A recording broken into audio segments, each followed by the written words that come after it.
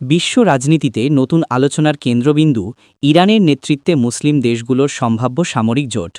এই উদ্যোগ বাস্তবায়িত হলে শুধু মধ্যপ্রাচ্য নয়, গোটা আন্তর্জাতিক অঙ্গনেই কৌশলগত ভারসাম্যে বড় ধরনের পরিবর্তন আনতে পারে। বিগত কয়েক দশক ধরে মুসলিম বিশ্বে নানা সামরিক ও রাজনৈতিক সংকট দেখা দিয়েছে, ফিলিস্তিন প্রশ্ন থেকে শুরু করে সিরিয়া, ইয়েমেন ও ইরাকের সংঘাত পর্যন্ত। এসব সংকটের সময় বহুবার প্রস্তাব উঠেছে মুসলিম দেশগুলোর একক সামরিক জোট গঠনের। এবার সেই উদ্যোগকে নতুনভাবে সামনে আনছে ইরান। তেহরানের মতে, যদি মুসলিম দেশগুলো যৌথ সামরিক কাঠামোতে এগিয়ে আসে, তবে বহিঃশক্তির উপর নির্ভরতা কমবে এবং নিজেদের সার্বভৌমত্ব আরও দৃঢ় হবে। এই প্রস্তাবে কয়েকটি দেশ প্রাথমিকভাবে সমর্থন জানিয়েছে, যারা মনে করছে আঞ্চলিক নিরাপত্তা রক্ষায় এটি কার্যকর ভূমিকা রাখতে পারে।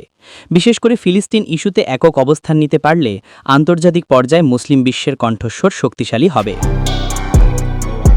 তবে সমালোচকরা বলছেন, এমন জোট বাস্তবায়ন সহজ নয়। মুসলিম দেশগুলোর ভেতরে রাজনৈতিক মতপার্থক্য, আঞ্চলিক প্রতিদ্বন্দ্বিতা ও অর্থনৈতিক বৈষম্য এই উদ্যোগকে দুর্বল করে দিতে পারে। কিছু দেশ আবার আশঙ্কা প্রকাশ করছে, এই ধরনের সামরিক জোট গড়ে উঠলে তা নতুন বিভাজন তৈরি করতে পারে। বিশ্ব শক্তিগুলোর নজরও এখন এই আলোচনার দিকে। যুক্তরাষ্ট্র ও পশ্চিমা জোট মনে করছে, ইরান নেতৃত্বাধীন সামরিক কাঠামো আঞ্চলিক ক্ষমতার ভারসাম্যকে চ্যালেঞ্জ জানাতে পারে। আবার রাশিয়া ও চীন এরকম উদ্যোগকে কৌশলগত দিক থেকে স্বাগত জানাতেও পারে, কারণ এতে তাদের প্রভাব বাড়ানোর সুযোগ সৃষ্টি হবে। অন্যদিকে মধ্যপ্রাচ্যের কিছু প্রতিবেশী দেশ মনে করছে, এই জোট কেবল প্রতিরক্ষা সহযোগিতা নয়, বরং ভবিষ্যতে অর্থনৈতিক ও রাজনৈতিক জোটের পথও খুলে দিতে পারে। যদি এই সামরিক জোট সত্যিই গড়ে ওঠে, তাহলে এর প্রভাব বহুমাত্রিক হবে।